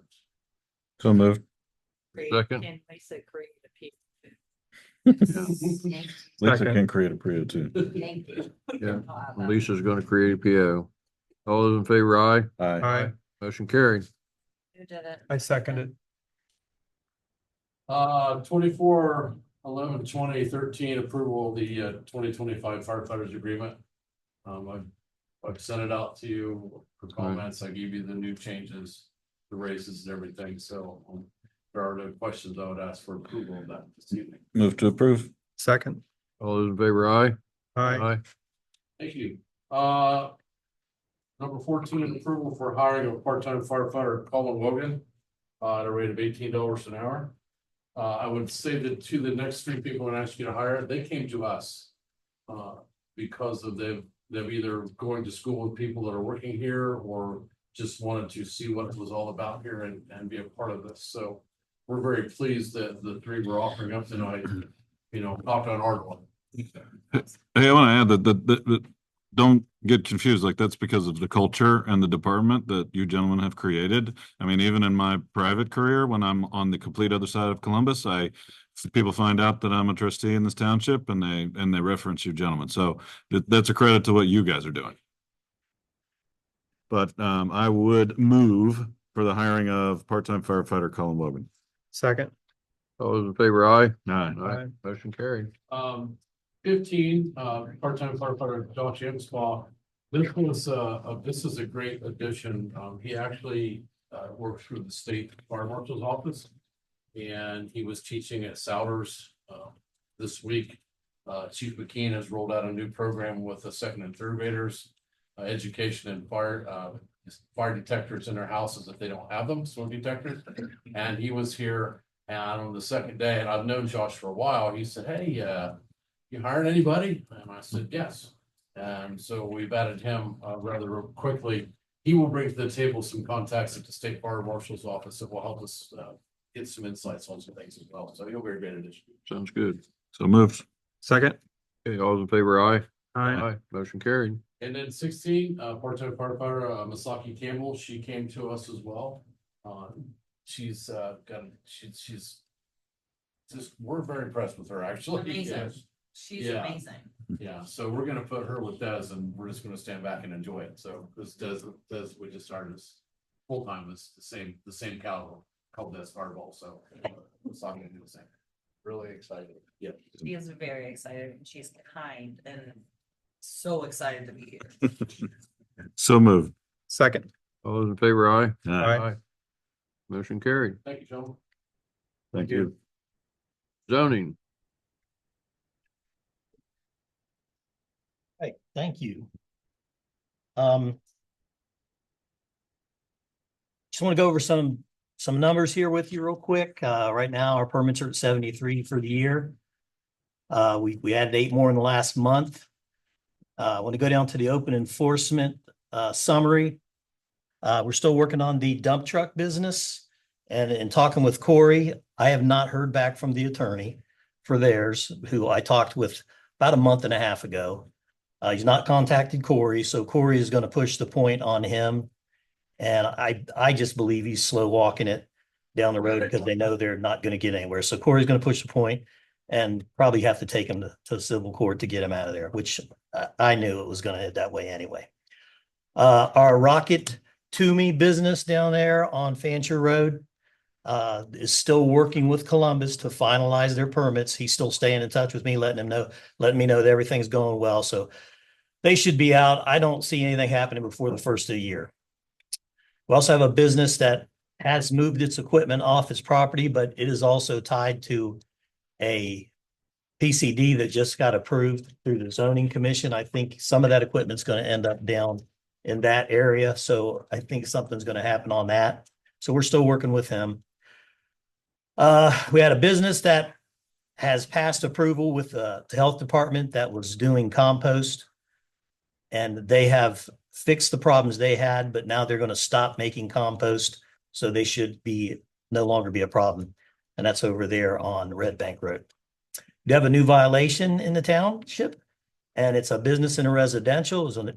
There's another landscape business that is in an agricultural barn. The health department was dealing with them because of a sewer violation that they had a complaint on. They got me involved because it was a agricultural building that was set up probably about 4 years ago. And I went out and met with that resident, and they are in fact in violation. It is not what I would classify as an agricultural building. So I'm dealing with him right now. He's also getting in contact with Corey to figure out what he can or can't do. And that will probably end up at the zoning commission. We also have another new violation that came in, and actually Jim and I went out on this one and we checked it out. And this one is surprisingly enough, and I'm grateful for it. It's really not a violation. He had a few issues with some lights that we told him to make sure he puts his downlighting up so it's not glaring over onto his neighbor's properties. But he's very cooperative. Chief is going to go out there and look at his gas tanks for me to make sure they're in compliance. But I think everything's good there, because maybe at one time it was a bigger business, and due to some health issues, he had to gear it down to it's just him and his son who both live there in the house. And it's just a landscaping business, so it's not big enough where he is not allowed to do that. The other 5 nuisance properties we have, actually it's 3 of them. One property is still unowned, going through probate. That's a constant we have. We also have a new property that's in violation of PCD. We're still dealing with that. And I have had probably 3 very contentious conversations with them on the telephone, just so you guys know what's coming next to you. They don't really like the way it went. They felt like they were ambushed. Don't worry, I enlightened him. Other than that, we have the Ivy Ridge subdevelopment. I've just sent them a notification that they need to remove that sign. They've got about 10 days left. And I'm just going to turn it over to Corey, and Corey's going to take them to court over it because they aren't doing anything. Other than that, we have 2 other new developments that's probably going to be starting here after the first year.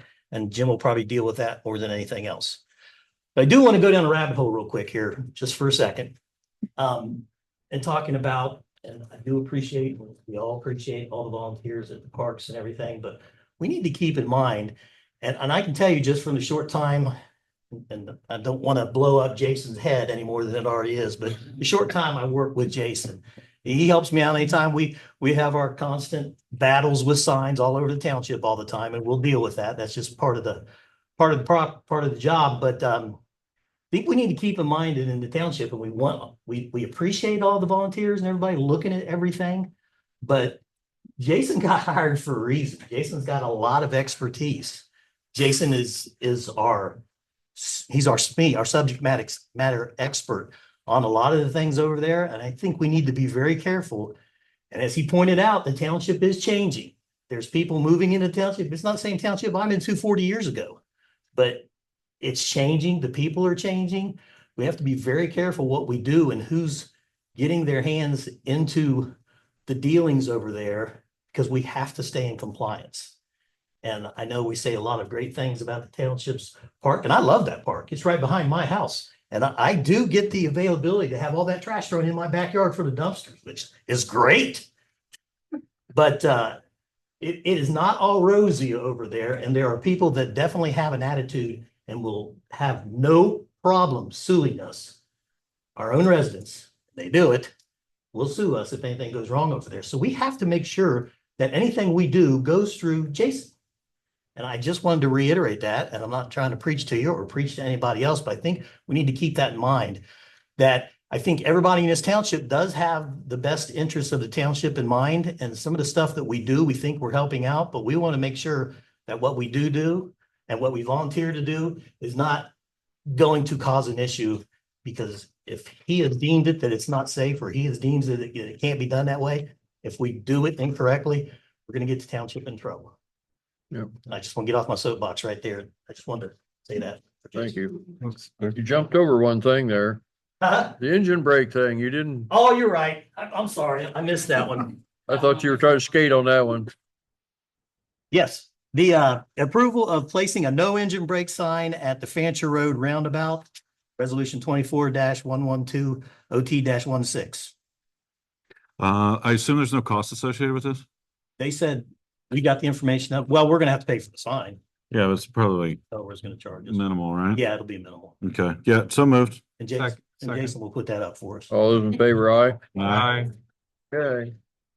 Good luck with that. Thank you, guys. Appreciate it. Zoning commission, you got anything?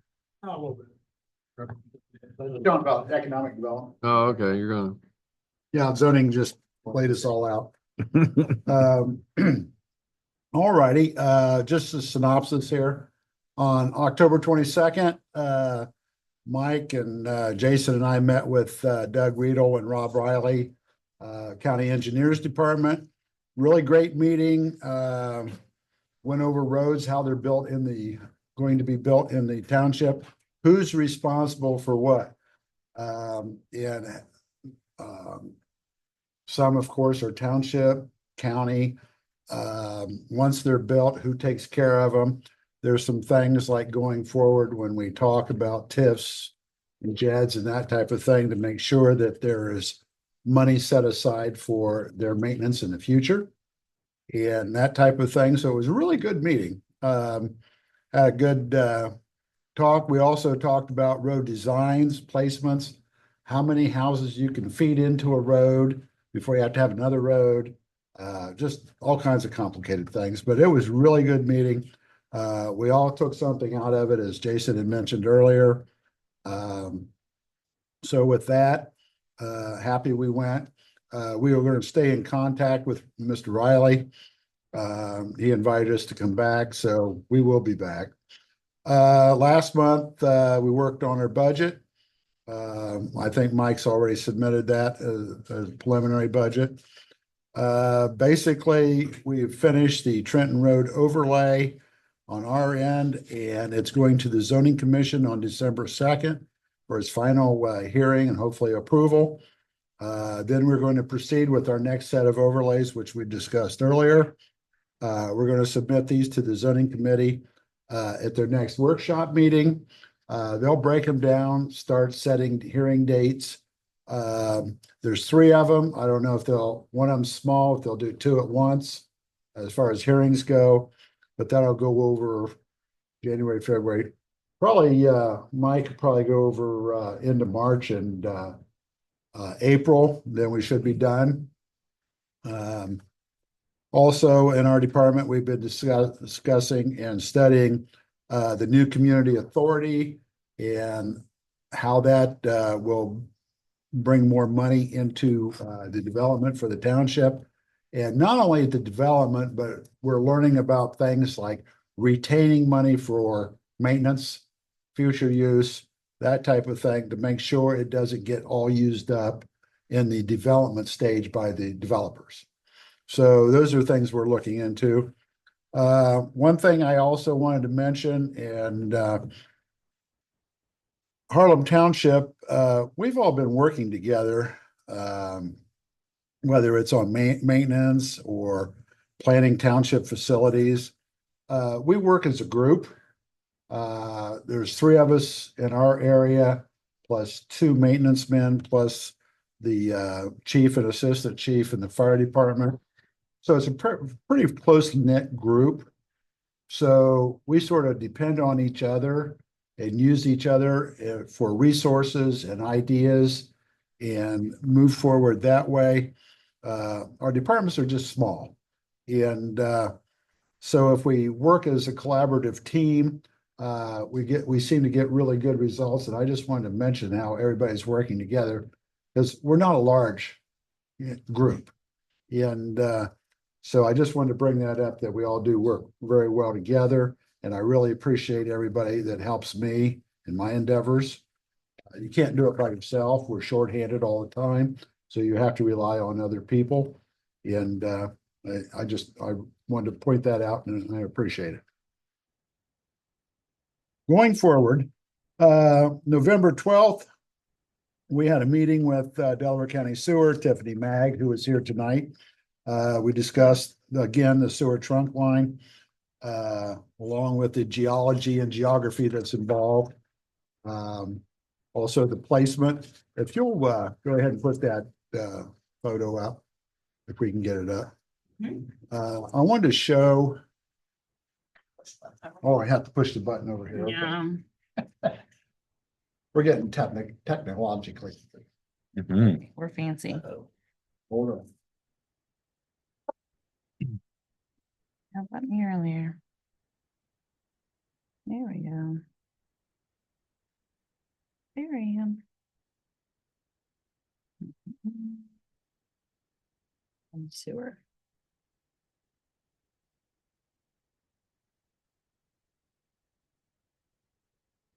Letting me share. I did this morning.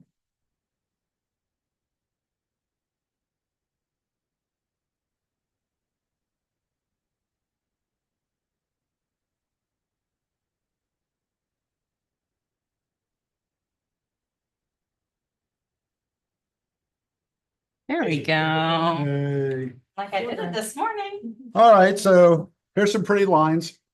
What we're looking at is the Vetter Center, the yellow there with the black circle. That's our trunk coming into Harlem Township.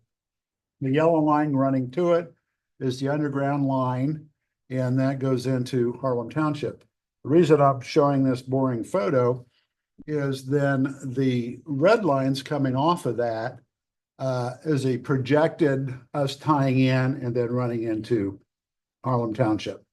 One thing that was interesting that we brought up, and I just wanted to let people understand, is, excuse me, if you look at the red line, there's an open section before you get to the green line. That area we have to leave open because Columbus wants to tie into it. And Columbus wants to tie in a 30-inch water main into our sewer. And we're going like, how does that happen? Well, number one, they're building it. So they said that happens because they're building it. They also have said that they're going to run that down along Smothers on the northern tip of Franklin County. So in other words, they are going to finish off the northern part of Franklin County as far as having the ability to develop that. And I just thought that was interesting, that if we were Columbus, we'd done the same thing. I mean, you've got multi-million-dollar sewer, but when you face it and understand what's going on, that they're going to go ahead and run sewer on the south side, on the very north, which means eventually they will annex that area. And I know the properties that they're trying to get to, which is very, it's not unusual. It will be expected.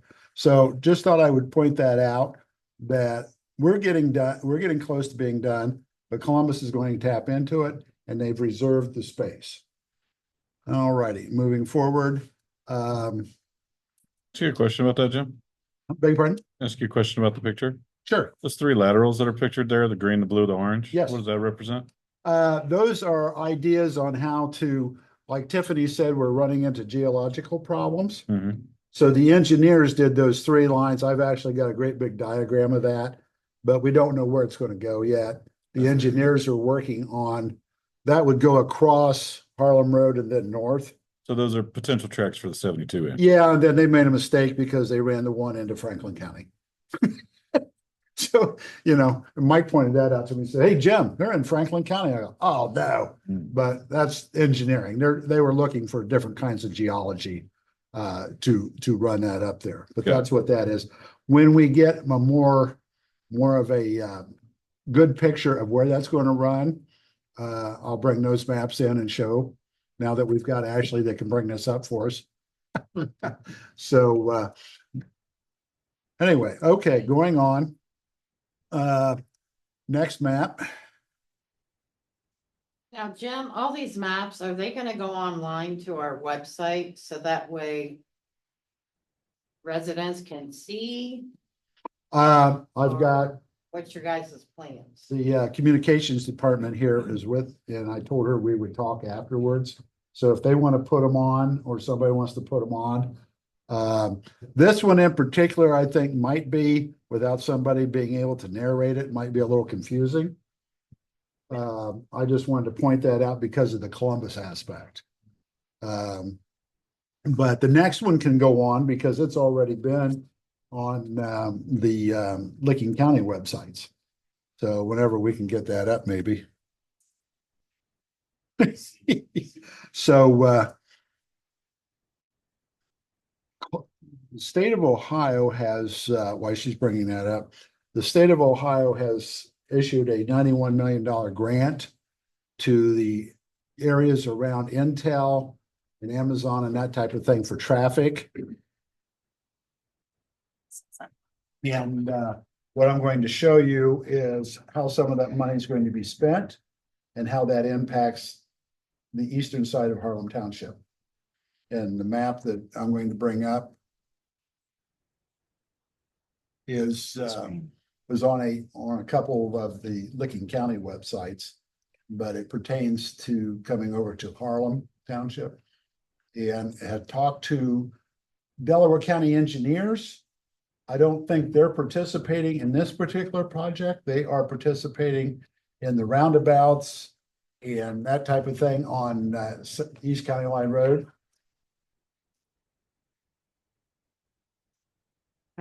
That's on my screen. That's it. I know. It's not here. It's here, but it's not there. It says I'm sharing. But I'm not.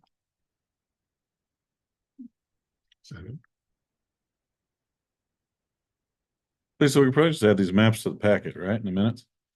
Your pardon? These images, we could probably just add them to the minutes packet, right? Yeah, we could. It wouldn't necessarily have to be a separate like posting or section on the website. Lindsay, I mean, we could, whatever we got for economic development, we could put them there, but as long as it's in the minutes packet that we post to the trustee, the minutes, then it's public. What Jim was referencing was that our committee had decided we could see one of three things that would be for the next email blast, which is scheduled for next Tuesday. So we were gonna communicate with Jim to decide like what economic development news was pretty set in stone. Right. We communicate that, and that's what he was gonna help me narrow down.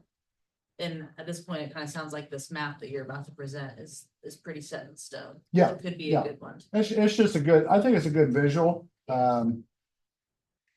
If we get it up, or if not, if we don't get it up, we'll run copies and hand them out. Come on. So.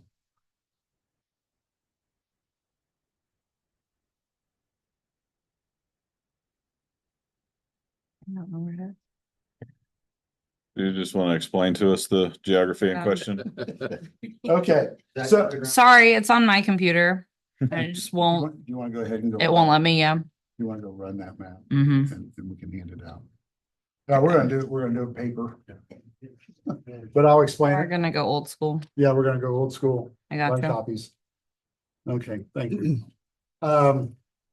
So if you take Duncan Plain over north of Intel on the other side of 62, if you take Duncan Plains across, that is actually Center Village Road on the Harlem side, then it runs in and turns into Duncan Plain. All right, so the government is, the state of Ohio is helping fund, along with some other roads around there, the improvement of Duncan Plain. So the map shows that this road is being improved all the way to East County Line Road, which is Harlem Township, and then north along East County Line to 37. So normally you think, well, nothing's going on, but they're already planning that to be a throughway. I assume they're intending to do something with that 5-point intersection that the fire department frequents. I would assume this map doesn't show the other point of that intersection. Yeah. But it does show that they're going, and then of course, for those of you who don't know, is they're putting roundabouts at that intersection also. So all the intersections along South County Line Road will eventually have roundabouts. Yeah, so just to clarify, I did talk to Chris Bauserman about that, Mhm. and he said that by 2026, the roundabout at 37 and County Line, at Center Village and County Line, and at Fancher and County Line would be complete. Right. That's good for our residents to know that. Yeah, I think they put that on their website. Yeah. They put the roundabouts we've been talking about. Also, the newest roundabout that I heard about was Miller Paul and Fancher. So you said that's 2029. Yeah. And Fancher and Harlem is 2028. Fancher and Paul. Okay, they've moved that one back a little bit. Really putting the Yeah, they stoplight moved that companies one out of back. business around here, aren't we? Huh? Really putting the stoplight companies out of business around Yes, here. we are, but they say that is a lot less. Oh, yeah, I know. Yeah, studies are pretty clear. Yeah, well, we need Jake brake signs. So if you're looking at that, you'll see the blue line as it cuts across and then hits East County Line. And of course, that's Center Village Road if you keep going. So consequently, we will have more activity along there. We can print that. And so we have an overlay over there of our industrial area, along with just below that, the mixed use area. At this point, because of the activities going on in planning, I would suggest that the trustees consider finishing off the TIF for the TIF overlay in the township. It's industrial only, like we did before. I don't think it's just a defensive move. I think it's good planning for Harlem Township to have that in place. And that gives us a seat at the table. Of course, that's for you three to decide. But in seeing what's going on and the planning that's going on, Columbus wants to do a sewer. Licking County is going to, along with the state of Ohio, improve Duncan Plains all the way. And it goes on and on and on. I mean, there's just stuff happening all the time. I just think that as people come down Duncan Plains and go up East County Line Road, they're going to see opportunities. They're going to make inquiries. They want to buy property. I think we need to have that there as a bargain. So that's why I wanted to bring that up. Also, just show the activity. Any other questions? Any questions from the public? Beg your pardon? What's the width of Duncan? It's right now, it's a 2-lane road. No, but I mean, what are they planning? You said they're gonna do improvements, so they're gonna take. Yeah, they haven't said, Okay. they haven't said, I haven't seen the engineer's report. Like I said, we got this off of theirs. Yeah. What's interesting is when you talk with them, they really don't anticipate widening roads in the near future. The work is going to be done at intersections. And when the intersections fail, then they consider widening roads. In talking to Chris last week, he didn't anticipate, he was talking a decade before roads would be widened. So they're going to focus on intersection improvement. Yeah. Yeah, that's what they told the three of us when we went, that we were surprised on the Fancher Road. They don't anticipate doing any widening on Fancher Road. What they do maybe anticipate, depending on the subdivisions and or development that goes in, is turn lanes. Right. So what that'll do is there for a section, you will have a 3-lane road and then it'll go back to 2 lanes. So that's to keep the traffic off of the people turning. So we anticipate probably several of those in the future. So, but it's all been good this month. It's all been good. One other thing for comments. Got a phone call this morning. Another property went into contract down in the micro area on near 605 and just north of Fancher. So having a meeting with those people. Also talked with Tiffany. I caught her going out the door. We're going to follow up on where the sewer is coming into Harlem Township, and they're going to do the engineering and planning. We're going to follow up with her after I talk to a few more landowners and see what they're thinking is about continuing that planning as for the sewer that goes all the way across southern Harlem Township. So what we don't want is a gap in the planning so that we keep it going contiguous. And at that point, in doing that, we may run into more geological problems. We may run into drainage problems. We don't know, but we need to look into that sooner than later. So when they're doing this planning, we're just going to keep right on going with the planning and see what transpires and make sure we're on the right track in case we have to move it or somebody doesn't get covered. We need to see what's there. Okay. All righty. Thank you. Thank you. Okay. Any discussion on the 1075 TIF doing the balance of the township?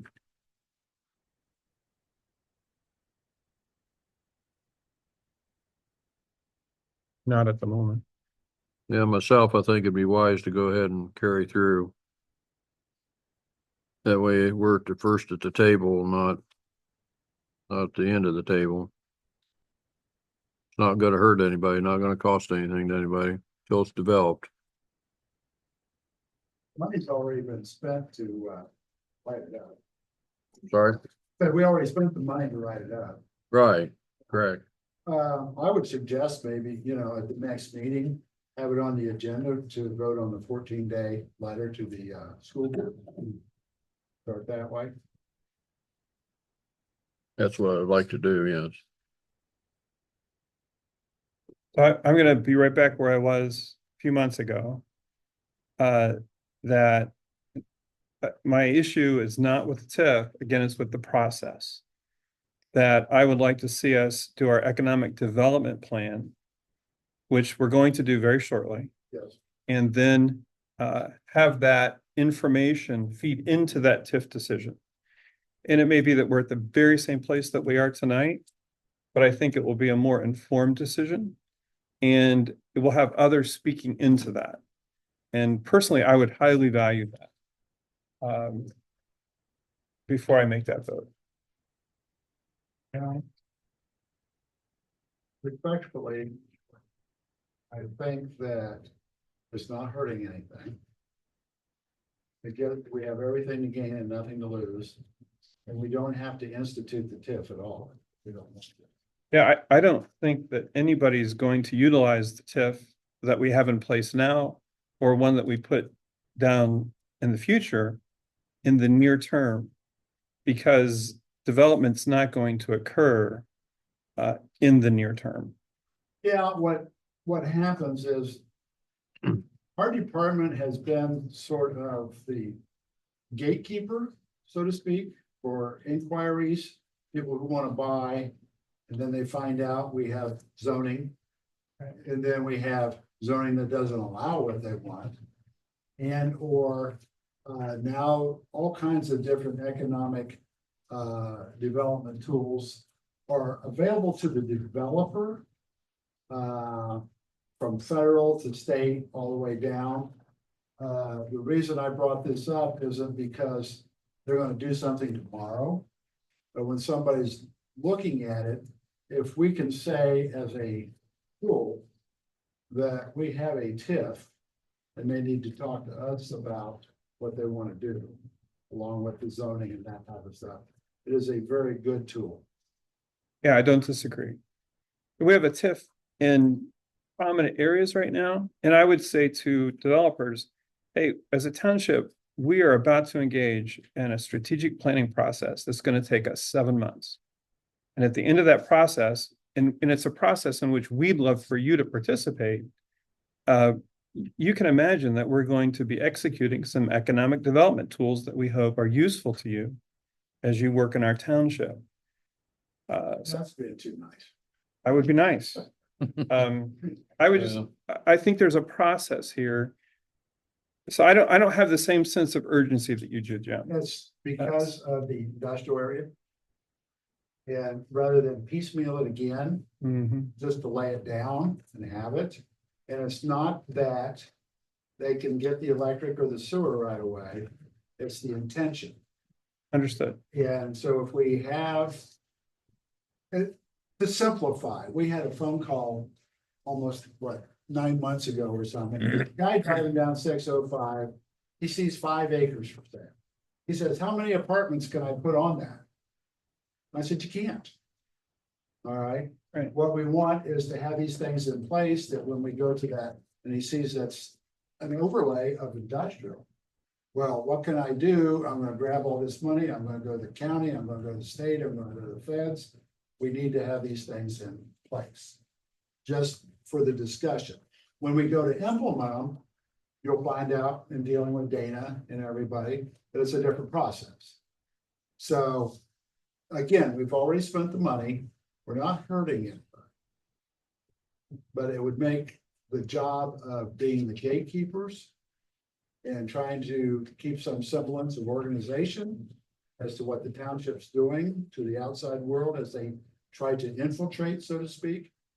I would implore you to think about it. Copy. Well, the concerning part is we already know Columbus is not gonna work with us. They've requested a tap on the line. So we kind of know some of that's gonna go west. They're trying to pick up down by the roundabout at Smothers and Shot. Yeah. In that way, but we also have a gentleman in Delaware County that's pretty adamant about developing. We don't know what's gonna happen there. But we don't know that Columbus is not going to work with us. Oh, baloney. So we've met with Columbus. I know. And did you get a warm and fuzzy feeling when you left there?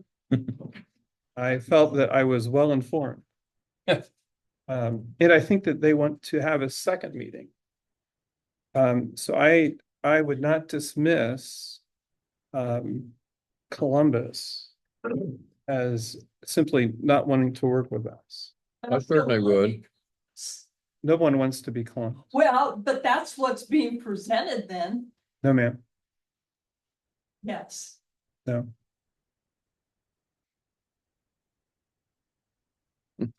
Okay. We'll move on. Communications? You have anything, Lindsay? No. Okay. Zoning Commission? Mike, you have anything?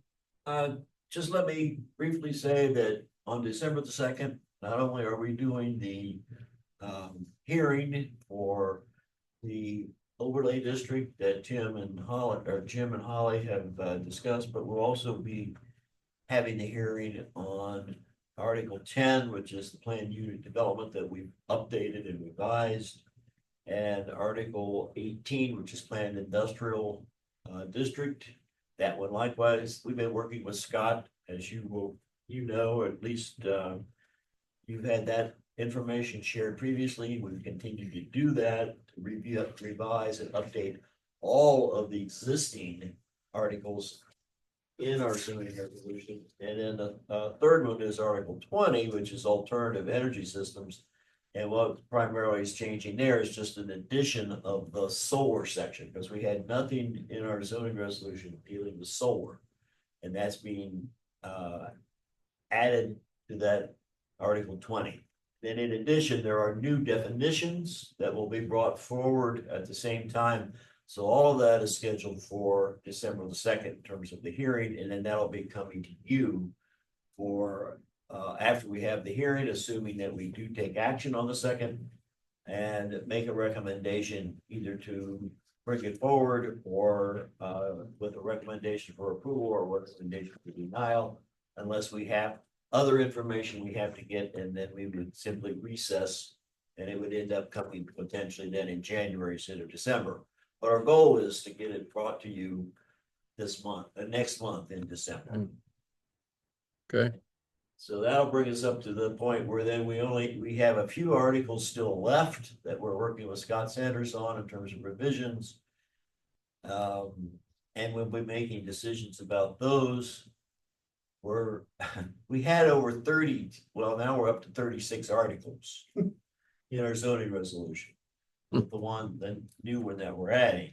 So we still have articles that deal with the neighborhood office district, neighborhood commercial district, the center village area, and also Harlem Village, signs and billboards, non-conforming lots. Those are other sections of the zoning resolution that we are also planning to go through and revise and bring them up to date in terms of making sure that they're current with the existing Ohio revised code requirements. And that's what Scott's been doing and working with us on. That's all. Just wanted to give you a quick update on that. Sounds like enough. Okay. Anybody else got anything? Joni? A reminder that Harlem or the Heritage Group will be having the Winter in the Park Festival on December 14th from 5 to 8 o'clock. You've probably already noticed that we've had our volunteers out putting up the lights. Okay, thank you. Anybody else? Gentlemen, you have anything? We got some signing to do here.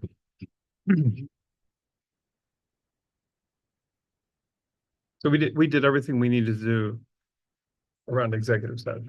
That's accomplished. All right. Yeah, we're good. We're good on that. So I want to, can I just circle around real quick? I want to make an important point I think is vital. The number one strategic goal for Harlem Township, in my mind, is autonomy. And so whenever I have a discussion, meetings that Holly's been in or Jim has been in with Columbus or Westerville or any other entity, my first priority is to let them know strategic goal number one for Harlem Township is autonomy. We retain our identity, our character, and our culture. And that's what we're going to strive for. And that strategic goal informs every other decision that we should make as a township. I think it's very important that we understand that and that we operate with that priority in mind. And I want to assure you and our residents that as far as I'm concerned in these conversations, that's goal number one. So even when Columbus says, hey, our strategic priority is annexation. And that's exactly what he said. I said, what's your number one strategic goal when it comes to townships? And he said, annexation.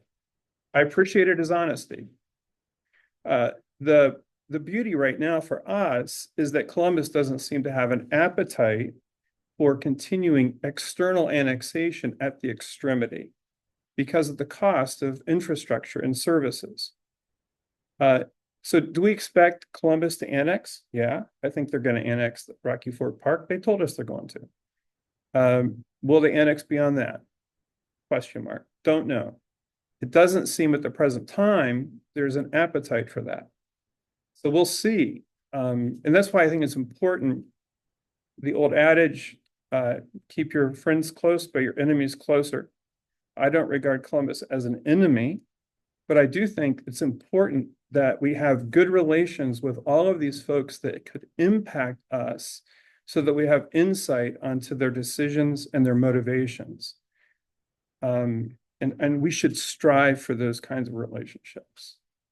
But understand the goal is to preserve the autonomy of the township. Okay. Anything else? So I guess you're saying your opinion is you don't feel like they're gonna, based on your conversation, you don't feel like Columbus is interested in this. Oh, I think, Mike, does Columbus have an appetite for annexation into Harlem Township right now? I don't think so. Well, let's ask somebody who worked for them. Yes, so let's ask Tracy Davies that. That's Jason. No, let's ask Tracy Davies, who is the administrator of Delaware County, who has intimate relationships with the leadership in Columbus, who can speak to these things. Why would Tracy Davies be an authority on what Columbus wants to do? Because she was an employee of Columbus for many, many years at the highest levels. And she maintains a relationship with all of those people.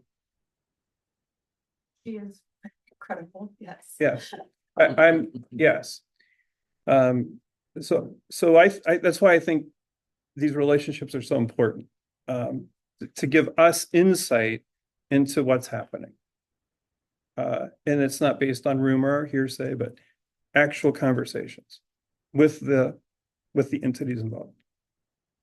If I might add, I think what I took from the conversation with Columbus is exactly, they don't want to annex if they can get their goals met by not annexing, yes, but imposing their will for housing. And watching the news, there is a new regional housing authority consortium coming together. I don't know where they're meeting or whatever. And they want tens of thousands of new housing units by 2030, maybe 100,000 housing units, something like that. So Columbus, by watching Mayor Ginther on TV, I assume they're taking the lead initiative on that. And by our meeting with them, so not to try to tell the residents that Columbus is going to annex us right away. No, they're not going to annex right away, but they want to impose their will for affordable housing. And they can do that with financial incentives and that type of thing, which they mentioned. And so how much, Holly and I've had talks about the affordable housing, and there's different levels. right. How do you define it? Yeah. Right. So those things we have to look at. I still think they're potentially a problem down the road. But the biggest problem right now is this massive push for housing, and they're taking the lead on it. So they will offer incentives for affordable housing that they don't have to then operate the fire department and the road maintenance and that type of thing. They get the job done, but they don't have to service it. Copy. Thank you.